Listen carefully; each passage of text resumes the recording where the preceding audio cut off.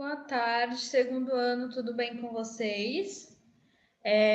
Hoje vamos voltar um pouquinho aí no tempo, né, da linha da arte e vamos falar um pouquinho sobre uma arte medieval, tá? Então vamos falar um pouquinho sobre a história dela e também vamos fazer uma atividade aí relacionada a este tipo de arte, tá? Como a gente já, né, viu até a nossa arte contemporânea e a arte conceitual. Vamos agora voltar um pouquinho aí no movimento, nas artes, tá? Para dar uma revisada sobre outros movimentos, né? Antes de chegar aí até a arte conceitual. Então, hoje vamos conhecer aí um pouquinho sobre a arte gótica, ok? Eu vou passar um slide aí explicando um pouquinho, né, sobre as principais características da arte. E depois a gente vai falar um pouquinho sobre uma das técnicas dentro da arte gótica e vamos fazer uma atividade. Vou mostrar aqui um exemplo da que eu fiz, tá? Que é sobre a arte da iluminura, ok? E aí, no final da aula, então, eu ensino vocês como a gente faz este tipo de arte que é referência aí da arte gótica, tá? Ó, seria este tipo de arte, ok? Fiz com o meu nome, ó. São iluminuras, tá? E é essa técnica que eu vou ensinar para vocês na atividade prática, tá? Então, eu vou compartilhar aqui a tela, ok? Para a gente começar, então, a aula de hoje. Vamos lá.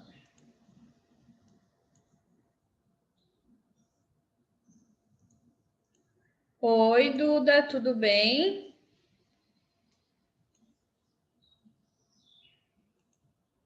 Hoje, estava falando aqui antes de vocês chegarem, hoje a gente vai voltar um pouquinho aí no tempo, tá? Vou falar um pouquinho sobre uma arte medieval, né? Que é a arte gótica, que vocês já estão visualizando aí, tá? Então, como já falamos aí toda sobre a arte conceitual, sobre a arte contemporânea, tá? A gente vai voltar um pouquinho aí no tempo para conhecer sobre outros movimentos dentro da arte. Então, hoje eu vou trazer um pouquinho aí sobre a arte gótica, quais as características dessa arte. Vou mostrar uma das técnicas artísticas dentro da arte gótica, que é bem interessante. Aí eu vou ensinar a atividade prática, que são as iluminuras, ó. Esse daqui é um tipo de iluminura que vamos também confeccionar, tá? Então, eu vou mostrar um pouquinho aí, falar sobre as características e depois eu mostro aí as atividades, ok? Vocês conseguiram fazer a prova? Tava fácil, Raíssa, Maria, tudo certo? Hoje tem poucos alunos, o que aconteceu? Ai, que bom, Raíssa, que você foi bem. O pessoal deve estar fazendo as provas, né? Boa tarde, Maria. Vamos lá. Então, qualquer coisa, tá? Bate-papo, como sempre, né? Eu falo aqui para vocês. Deixa eu tirar da tela toda, senão não consigo visualizar o bate-papo. Também acho. Provavelmente deixaram para cima da hora e tá todo mundo fazendo a prova, né? Correndo. Então, vamos lá. Vou dar a aula de hoje, depois ele assiste pelo replay, tá? Depois vocês falam lá o que a gente falou para eles, tá bom? Então, vamos lá. A arte gótica é uma expressão artística da Baixa Idade Média, tá? Então, podemos falar de arte medieval, né?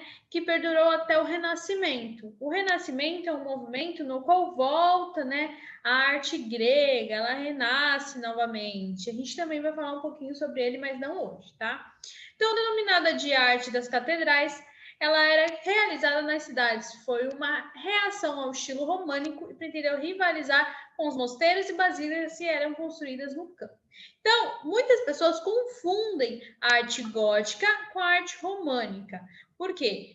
porque as características são muito parecidas, né? Então dá para você realmente confundir, mas uma grande diferença é que a arte gótica ela é construída, né, nos centros urbanos e a arte românica é construída no campo. Então essa é uma grande diferença entre as duas, tá? Porém as características físicas delas, né, dá para confundir, mas tem uma diferença, como por exemplo, na arte gótica tem muita verticalidade, então eles queriam algo, coisas altas, sabe, grandes, que eles queriam, é como se eles estivessem querendo alcançar o céu, né? Então a gente vê aí a arte das catedrais, coisas enormes.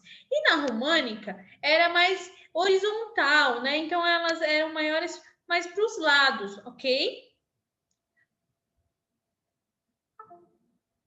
Sim, pode mandar por e-mail, tá bom, Raíssa? Além disso, também, né, a arte românica, ela era muito escura, então muito sombria, né? E a arte gótica não, é a arte mais iluminada, né? É algo contraditório, né? Porque quando a gente pensa em gótico, a gente já pensa nas pessoas de preto, né? Aquela coisa mais escura. Mas falando em arte gótica e arte românica relacionada à arquitetura, tá? Que é um dos uma das técnicas, né, que mais sobressai dentro dessa arte, tá? É uma modalidade que mais aí cresce dentro da arte, né? Tem muita diferença, tá? Então, a românica é mais sombrio, mais escura, a arte gótica é mais iluminada, tá? Por quê? Por causa dos vitrais, né, enormes, tá? As rosáceas, elas tinham mais janelas, mais portas também, tá? Então, tem uma grande diferença entre as duas, tá bom? Então, isso porque nesse momento as cidades começaram a crescer por conta da economia fundamentada no comércio. Anteriormente, as vivências coletivas estavam concentradas no campo e os mosteiros consistiam nos locais de desenvolvimento intelectual e artístico. Tá bom, pode enviar, Raíssa, que eu tô de olho, tá? Então, vamos lá. Então, deu para vocês entenderem que tem uma grande diferença entre as duas, tá? Então, quando você visualizar, né, a arquitetura de ambas as partes, você já vai identificar a diferença, tá? Qual será a gótica, qual será a românica, somente em qual local ela está localizada, se é no setor urbano ou se é no campo, tá? Então, o marco histórico desse movimento, que é o gótico que a gente está falando hoje, né, ocorreu nas imediações de Paris, quando a Abadia Real Saint-Denis foi construída entre os anos de 1137 e 1144. Essa basílica é considerada a primeira edificação com características da arte gótica, como sua fachada com 3 portais que levam as 3 naves dentro da igreja. Uma coisa importante dentro da arte gótica é que ela tinha muitos portais, muitas portas. Então, as pessoas tinham acesso a essas catedrais, né, em vários lados, tá? Só que na românica não, era uma entrada só. Então também tem essa diferença, tá bom?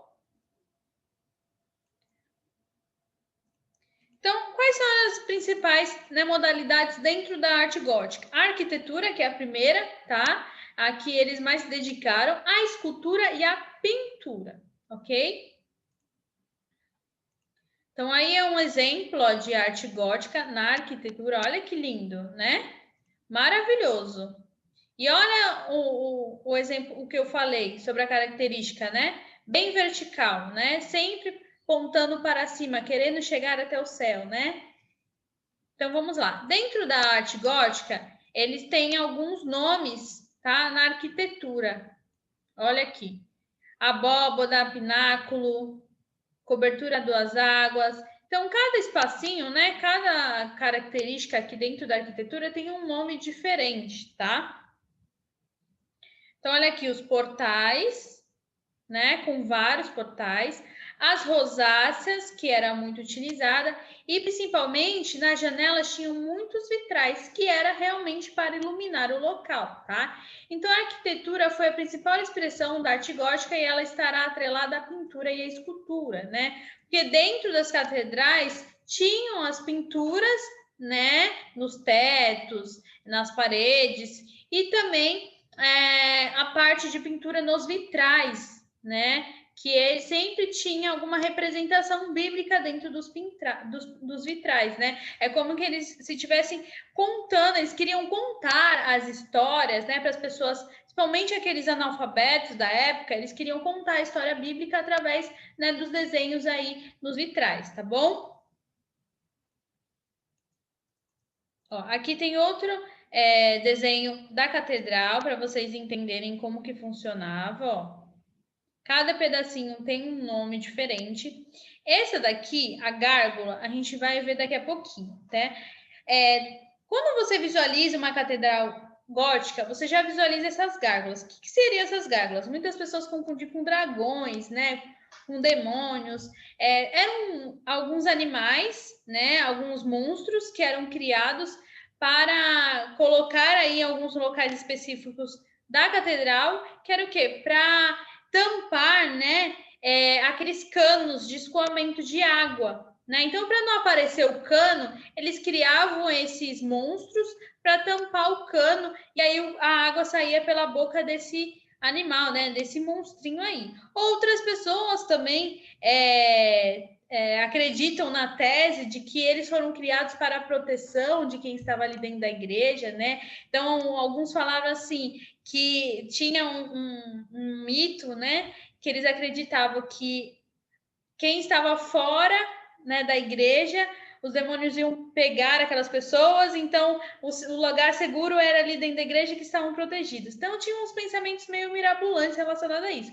Mas a principal função era esconder os canos d'água mesmo, tá? Então olha aí, uma das catedrais mais famosas, né, que é a Notre Dame. Olha que linda. Maravilhosa. Olha aí. Então a Catedral de Notre Dame, que fica em Paris, né? Que em português significa Catedral de Nossa Senhora de Paris, é uma das mais antigas catedrais francesas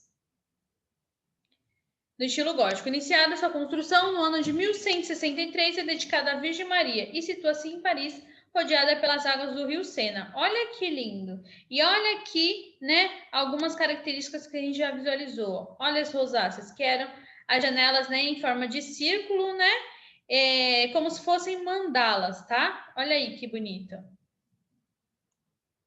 E são catedrais enormes. Ó, então, uma das principais características dentro da arquitetura gótica é o quê? Arcos ogivais, né, que tem formatos assim, né, de ogivas. Verticalidade, sempre para cima, então eles construíam catedrais já pensando, né, em várias pontas na catedral. Os vitrais, né, que sempre estão aqui nas janelas, que são os desenhos que eu falei. E as rosáceas, que são as janelas em forma, né, de círculo, imitando também aí uma mandala, ok? Nas rosáceas também, né, tem esses desenhos, tá, bíblicos, tá? Então, olha aí. O arco ogival, na Idade Média, o arco ogival possibilitou a elevação da flecha, que seria a altura, né, dos arcos, permitindo ao mesmo tempo suportar melhor as cargas a que estavam sujeitos. Na arquitetura gótica, vamos encontrar a utilização desse arco nos monumentos, imprimindo-lhes características de verticalidade, né, que seriam aquela que eu falei, apontando para o céu, tá? Então, a ogiva é uma forma determinada por dois arcos, comumente simétricos, que se cortam em ângulo. A palavra ogiva começou a ser usada no século XVIII para designar um arco que define um ângulo curvilíneo. Olha aí, ó, o desenho da ogiva, né? Quando se junta, ok? Olha aqui dentro da catedral como você consegue visualizar esse arco ogival. E principalmente, né, nos portais. Sempre estão presentes nos portais. E vocês estão vendo que além, né, dos arcos, o que está atrelado também aos portais são esculturas. Olha aqui essas esculturas. Sempre representando ou alguma pessoa, né, realmente bíblica ali, né, atrelada à religião da época. Olha aí que interessante. E com alto relevo. E também os vitrais, olha aí, os vitrais na arte gótica. Os vitrais são pedaços coloridos de vidros unidos por chumbo e tinham como objetivo emocionar o espectador e ensiná-lo sobre a religião católica.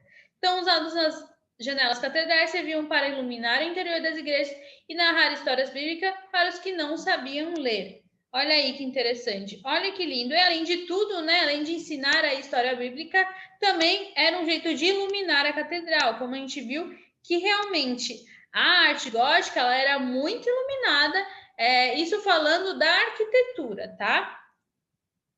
Então, olha aí, o vitral é a composição plástica figurativa ou não figurativa, porque começou com o intuito, né, de ensinar a história bíblica, mas depois ele acabou sendo também adaptado, né, para as residências, para as moradias. Então, as pessoas gostaram tanto dos vitrais, né, que começaram a utilizar ele como forma decorativa em suas casas, né, porque viram que era uma forma também de iluminar aí um ambiente. Então, olha que interessante. E hoje em dia os vitrais, eles são usados até como artesanato, né? Então, olha aí, unidos por uma armação de chumbo e contorno de ferro, os vitrais são empregados sobretudo em igrejas e construções góticas com finalidade decorativa e ilustrativa. Os vitrais tiveram seu apogeu no século XIII nas catedrais góticas. Olha aí que interessante, alguns exemplos. Então, tendo florescido na Europa durante a Idade Média, os vitrais foram amplamente utilizados na ornamentação de igrejas e catedrais, uma vez que o efeito da luz do sol, que por eles penetrava, conferia uma maior imponência à espiritualidade do ambiente, efeito reforçado pelas imagens retratadas, em sua maioria cenas religiosas. Adicionalmente, serviu como recurso didático para a instrução do catolicismo a uma população analfabeta. Então, olha aí, grandes nomes do vitral, tá? Tem alguns aí que são bem famosos.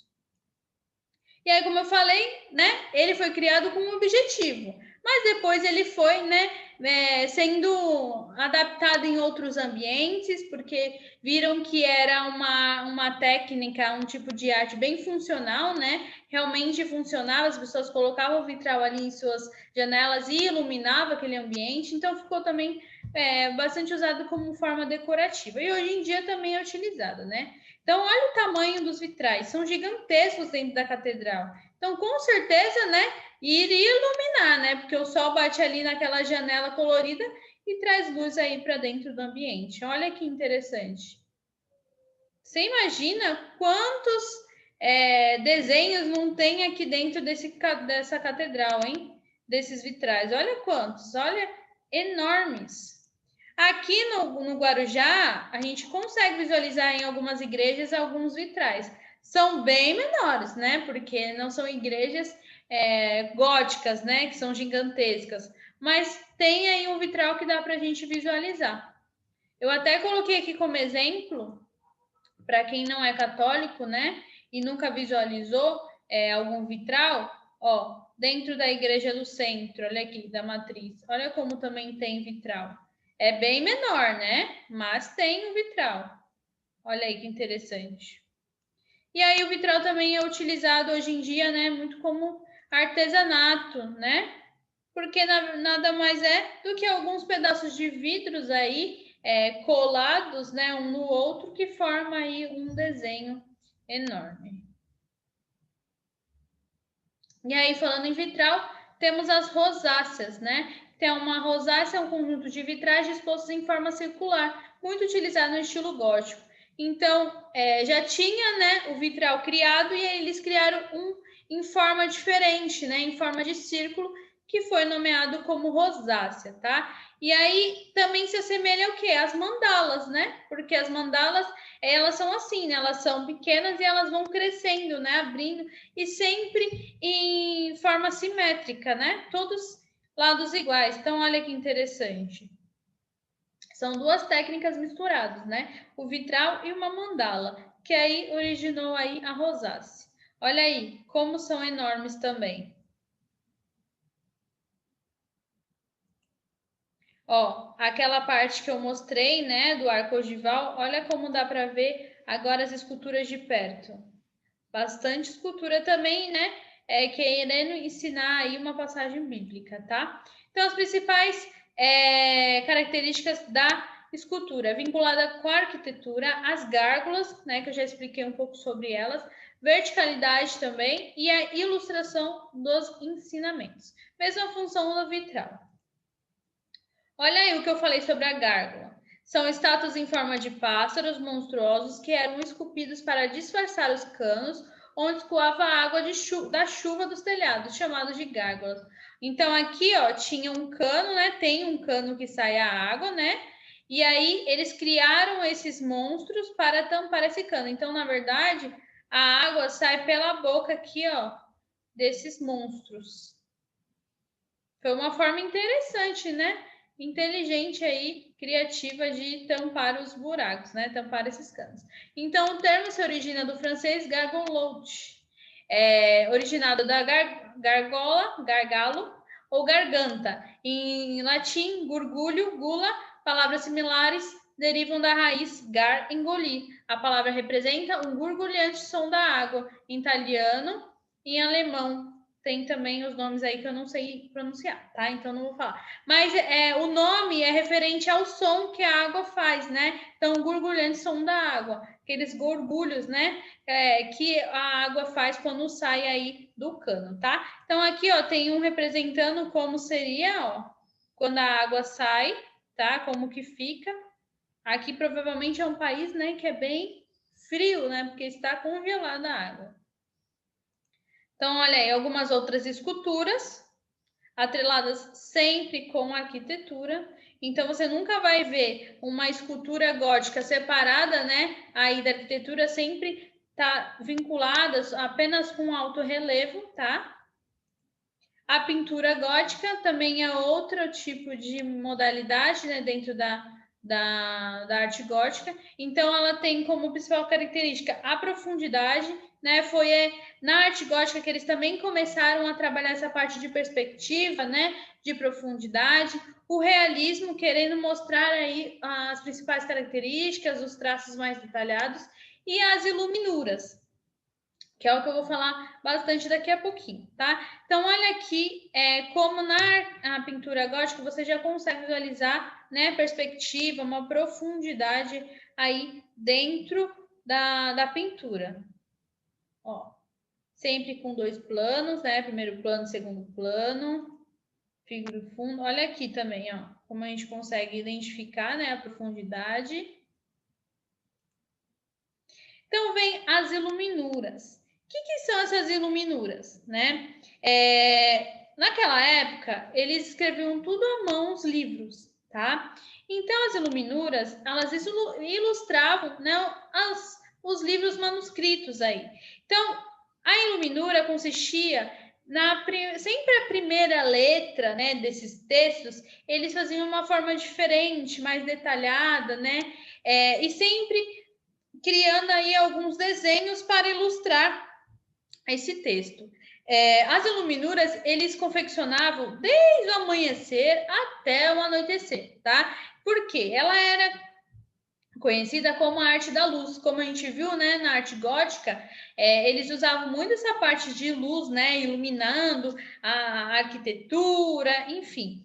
E aí na iluminura eles utilizavam, era significativo, tinha o significado de arte da luz, porque para colorir esse tipo de iluminura, eles utilizavam o ouro e a prata. Então, no qual batia, né, o reflexo da luz, acabava iluminando aquelas letras, tá? Eles utilizavam aquelas canetas de pena, né, no qual molhava e escrevia. Então, você imagina quanto tempo eles não levavam para criar um livro? Isso era tudo manuscrito, né? Eles ficavam o dia todo escrevendo aí, escrever às vezes metade de uma folha, tá? E depois que era escrito todos esses textos, né?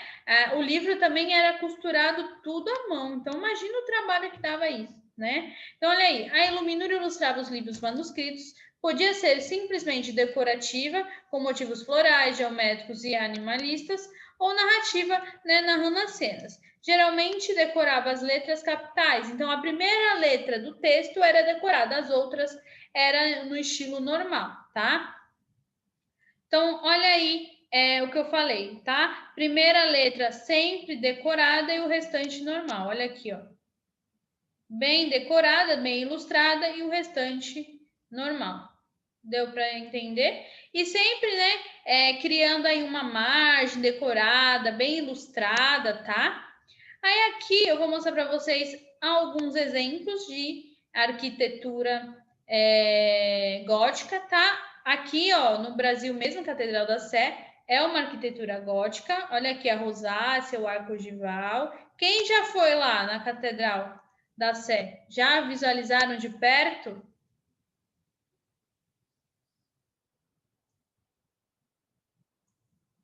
Ó, além, ó, aqui tá outro ângulo da catedral. Olha que lindo. Olha como dá para a gente entender, né, os traços, aí, as características da arte gótica. Ó, por dentro.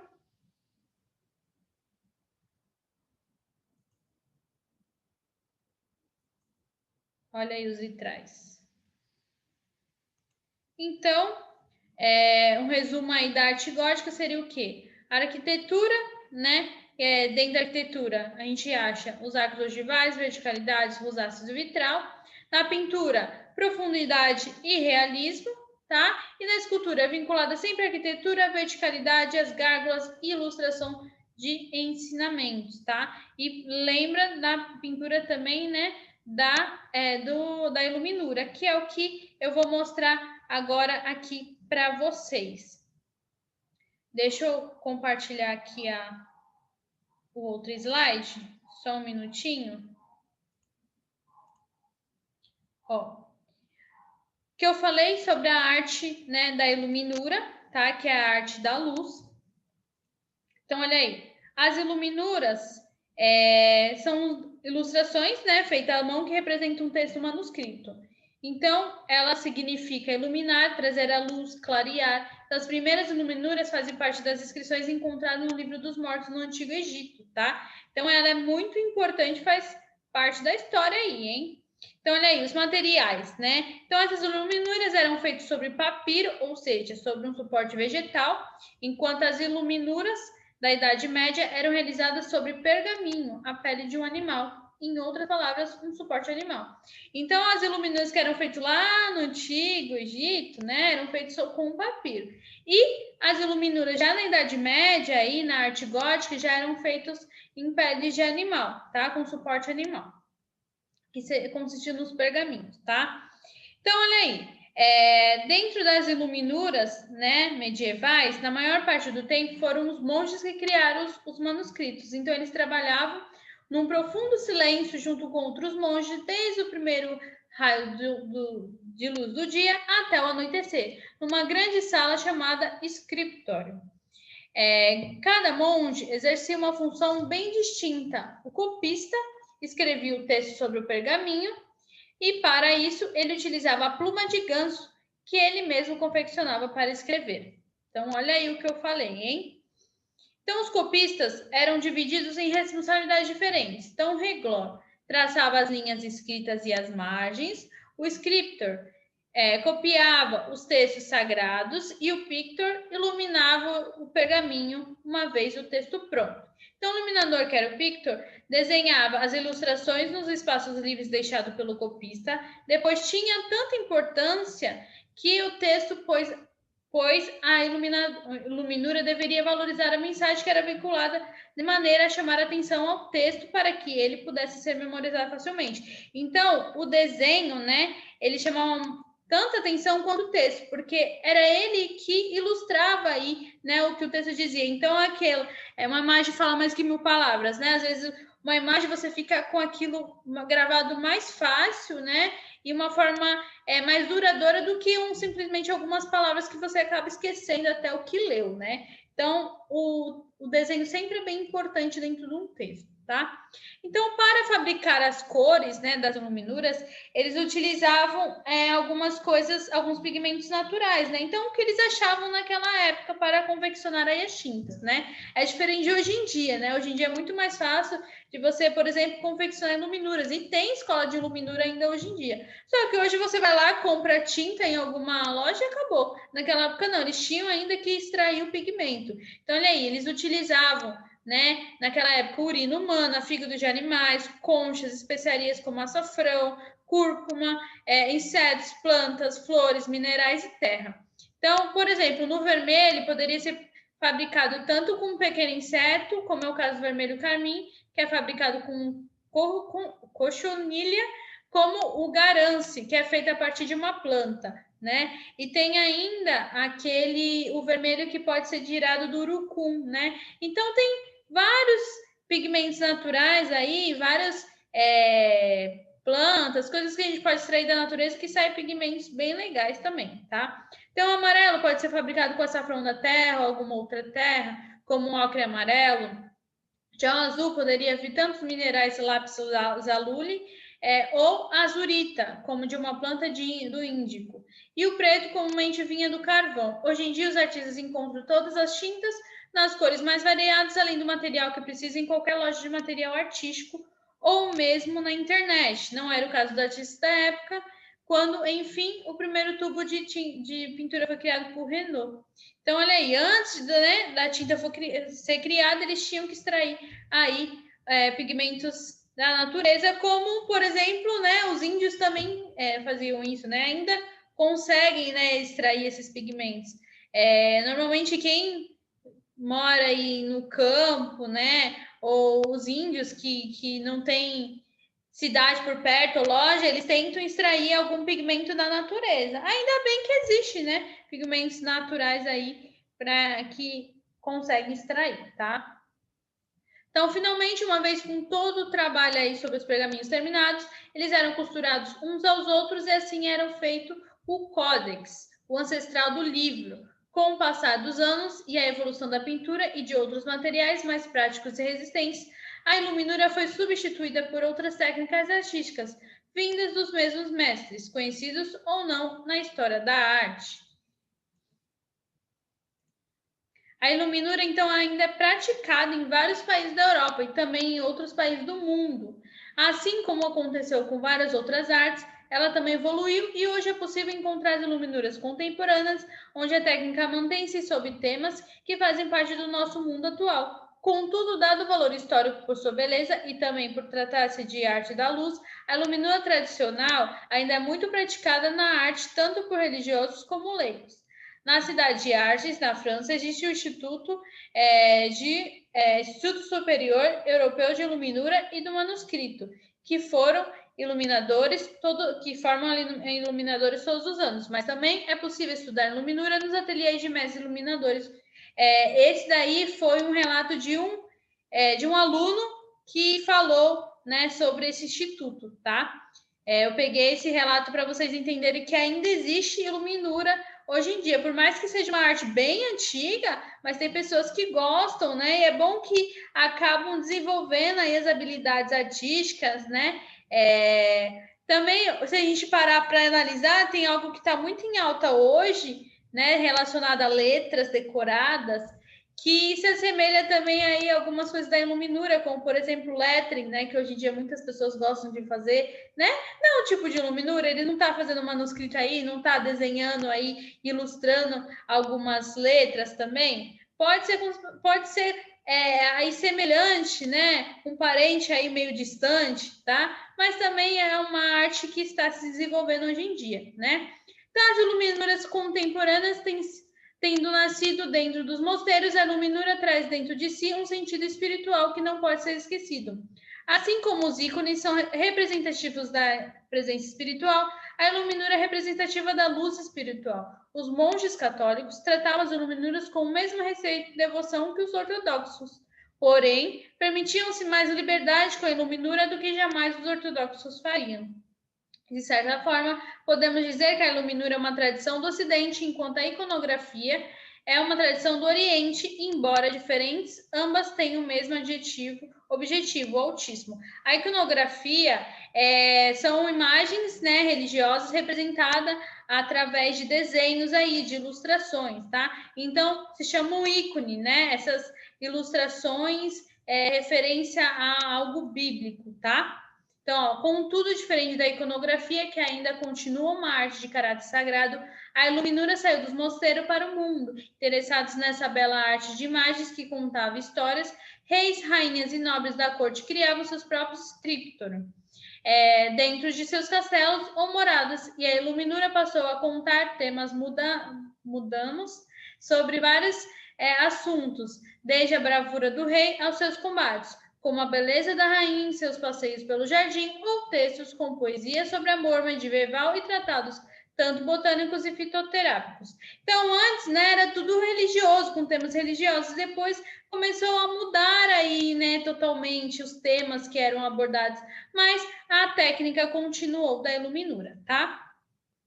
Mais tarde, a iluminura serviu então para ilustrar histórias gregas e contos medievais, entre outros mais grotescos. Além desses, a iluminura também foi utilizada como um meio de criticar o sistema da época, tanto a igreja como o rei. Graças a essas iluminuras, sabemos muito mais sobre esse longo período da Idade Média. O que eu vou passar para vocês aí como atividade que é bem interessante, tá? Vocês vão criar a iluminura de vocês, tá? Com o nome de vocês, ou com alguma palavra que vocês queiram representar, ou apenas a letra capital aí, tá? É uma letra só decorada. Então, eu coloquei aí um exemplo, tá? De algumas letras já decoradas, né? Medievais aí, em estilo iluminuras, tá? Essa seria a letra capital, a letra principal, tá? E aí vocês podem criar o nome de vocês, ou uma palavra, ou apenas a letra capital bem detalhada. Se for a letra capital, tem que ser bem detalhada, tá? E aí, as outras letras, né, que formam o nome, vocês vão fazer em estilo gótico, tá? Então, se você pesquisar na internet alfabeto gótico, você consegue identificar aí todas as letras do alfabeto, tá? Aí eu coloquei alguns exemplos das letras decoradas, né, em estilo já grande de iluminura, tá? Para vocês verem a referência. E aqui seria um alfabeto gótico, ó. Esse tipo de letra. Então, ó, eu fiz aqui o meu, ó, para vocês terem uma noção. Não colori só, mas já criei. Então, ó, essa aqui é a minha letra, né, em estilo já de iluminura, toda detalhada, ó. Fiz até uns arabescos embaixo, tá? E aqui é as letras minúsculas em estilo gótico, tá? Então, vocês vão criar basicamente isso. Para criar essas iluminuras, como que funciona? Você primeiro faz a letra grande, tá? Detalhada. E depois você vai dividir em 3 partes, ó. 1, 2, 3. E essa última parte, tá? Na verdade, em 2 partes, em 3 linhas, 2 partes. Essa última parte você deve dividir de novo no meio, tá vendo? Por quê? Para você deixar, ó, totalmente alinhado, tá? Então aqui, ó, eu fiz outra linha. Aqui tem outra linha, tá vendo? No qual eu alinhei com todas as letras, ó, para ficar bem alinhadinho. Mesma regra do lettering, né, que hoje em dia está tão na alta, é aqui para confeccionar então as letras da iluminura. A gente precisa deixar alinhadas as letras, né, para não ficar algo bagunçado. Então, faz primeiro a primeira letra, depois divide, né, com 3 linhas, então divide em 2 partes e divide de novo aqui a última parte para confeccionar as letras minúsculas. Então, na hora de desenhar, ó, vai subir até essa daqui, né, as letras minúsculas, e as letras que forem maiores sobe até essa, tá? Como, por exemplo, o exemplo do H aí, ok? E aí depois é só vocês colorirem do jeito que vocês quiserem, tá? Deixar bem colorido, que fica bem legal. Raíssa, depois que eu terminar aqui, eu já vejo o seu e-mail, tá bom? Deu para vocês entenderem como que funciona essa arte da iluminura? Alguém quer que eu volte em algum slide para vocês verem aí exemplo da letra? Ó, pode fazer bem colorido, tá? Que fica bem bonito. Tudo certo? Então, por exemplo, ó, o nome da Raíssa vai fazer o R aqui, né? A letra decorada e o restante em letras góticas, tá? Essa atividade é bem interessante. E aí, também dentro da arte gótica, além da iluminura, a gente tem o quê? A técnica da rosácea, que consiste no quê? Em desenhos de mandalas, né? No qual tem que ser bem colorido, né? Para representar essa rosácea. Então, como que a gente cria mandala, por exemplo, né? Começa com um desenho pequeno e você vai encaixando, né, um ao outro. Então, por exemplo, ó, eu começo aqui com um desenho no centro, vou começar com um coração e um círculo. Então, ó, fiz um coração e um círculo aqui no meio. Conforme eu vou subindo, eu vou criando como se fossem várias camadas de desenhos. Então, conforme passa os desenhos, eu vou aumentando o tamanho, né? Então, faço mais um círculo, vou criando aí outras camadas, tá? Até chegar num círculo maior. E você tem que preencher aí todos os espaços, para não deixar nenhum espaço em branco, tá? Sempre bem colorido. E é bom, ó, intercalar. Quanto mais você vai desenhando, gente, pode desenhar vários desenhos simples, tá? O que consiste é você preencher aí os espaços, ok? E sempre intercalando um desenho com o outro, que é o que dá o charme aí na rosácea também, tá? Mais alguma dúvida? Ninguém tem dúvida, né? Sobre o conteúdo, foi tudo certo, tá? Hoje, só falamos um pouquinho aí sobre esse tipo de arte, voltando aí um pouquinho no tempo, mas realmente sobre a história, né, dos movimentos, sobre tudo o que aconteceu, vocês vão conhecer o ano que vem no terceirão, né, que vai ter história da arte, então vocês vão ver aí a linha do tempo de todos os movimentos, tá bom, gente? Então, a aula de hoje foi isso, espero que tenham gostado e até semana que vem. Um beijo, tchau, tchau!